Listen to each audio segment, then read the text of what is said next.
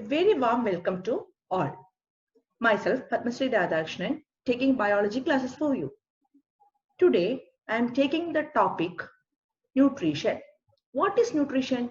Nutrition is the intake of food materials, releasing energy from the food, and this energy is utilized for the growth, repair, and maintenance of the body. This process is known as nutrition.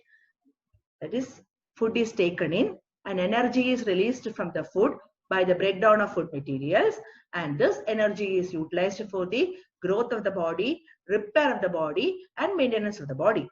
There are two different types of nutrition: autotrophic nutrition and heterotrophic nutrition. What is autotrophic nutrition? Autotrophic nutrition means green plants and blue-green algae prepare its own food material with the help of sunlight, chlorophyll, water, and carbon dioxide. Green plants prepare its own food material. What is the food prepared by the green plants? It is glucose. Glucose is prepared by the green plants by using sunlight, chlorophyll, water, and carbon dioxide. From where do they get carbon dioxide? From the atmosphere. From the atmosphere, green plants absorb this carbon dioxide through stomata. Stomata are the tiny pores on the surface of the leaves. These tiny pores helps in gas exchange, that is carbon dioxide transport and oxygen transport. So, from the atmosphere, green plants absorb carbon dioxide through stomata. Then second component is water. From the soil, root absorb water, and this water reaches the leaves for food preparation. Food is prepared in the leaves. That you all know. Leaves are the kitchens of the plant. From soil, water reaches the leaves through xylem vessels. Xylem vessels are the conducting vessels. Then chlorophyll. Chlorophyll is a pigment which impart green color to the leaves. Green colored pigment. Chlorophyll have the ability to trap sunlight. Sunlight or solar energy is the abundant source of energy. By using all this, green plants prepare food. The food is glucose. But glucose is soluble in water. So as soon as it is prepared, it is converted into starch and stored in plants. So green plants prepare glucose or carbohydrate with the help of solar energy, chlorophyll, that is the pigment present in the plant, water from the soil, and carbon dioxide from the atmosphere.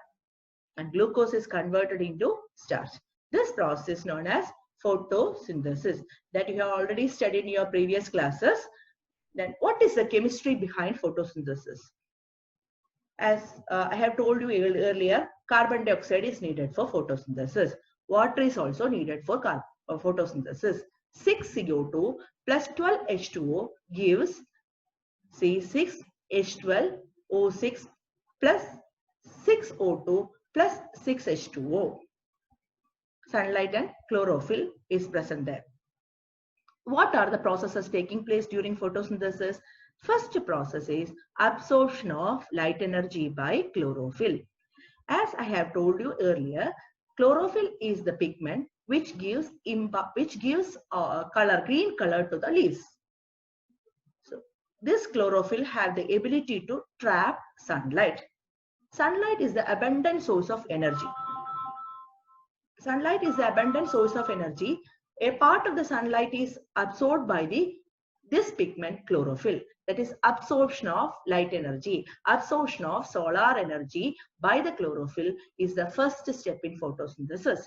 Second step is conversion of this solar energy into chemical energy. Conversion of this solar energy into chemical energy. Chemical energy is in the form of ATP. ATP is adenosine triphosphate, energy currency of the cell. So first process is absorption of light energy by chlorophyll. Second process is conversion of this light energy, solar energy, into chemical energy. Then splitting of water molecule into hydrogen and oxygen. Splitting of water molecule, splitting of H2O into H2 and O2. That is the second step. Third step, reduction of carbon dioxide into carbohydrate. Carbon dioxide is reduced to carbohydrate. The carbohydrate is glucose, C6H12O6.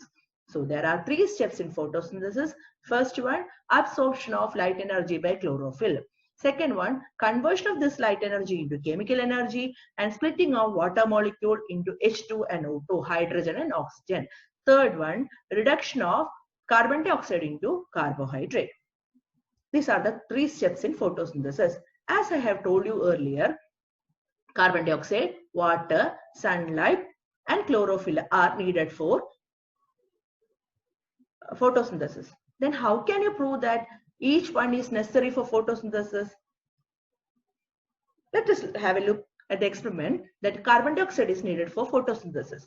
Take 2 potted plants, almost of the same size. Take 2 potted plants, almost of the same size, and keep these plants in dark room for 3 days. For what? We have to keep it in darkness to ensure that there is no photosynthesis taking place in the 2 plants.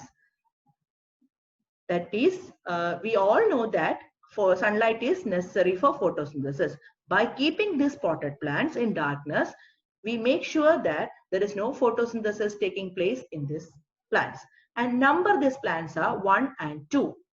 After 3 days, take the plants from darkness and place it on a separate glass plate. Plant number 1 and plant number 2. Glass plate, and near the first plant, put a watch glass with KOH. What is KOH? Potassium hydroxide. What is the specialty of KOH? KOH helps to absorb carbon dioxide. So near the first plant, a watch glass with KOH is placed, and cover both the plants with a bell jar. Cover both the plants with a bell jar. And use Vaseline to keep the experimental setup airtight. So in the first plant, there is sunlight, and keep the apparatus in sunlight. In the first plant and second plant, sunlight is present, water is present, chlorophyll is present.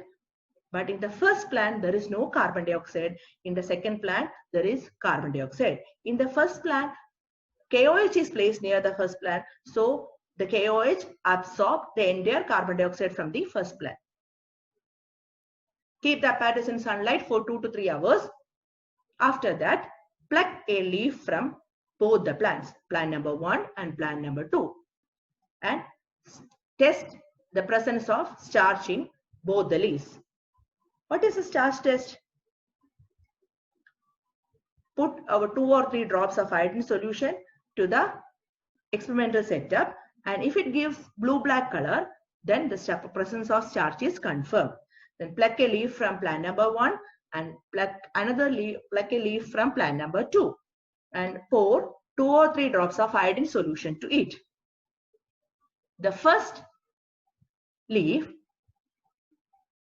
did not change the color, but the second leaf gives blue-black color because starch is present in second plant. In the first plant, there is no starch. Why there is no starch? There is no photosynthesis in first plant. Second plant, there is photosynthesis.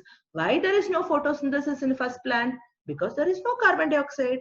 So from this it is very clear that carbon dioxide is needed for photosynthesis. That is all about today's class. Have a nice time. Let us meet in the next class.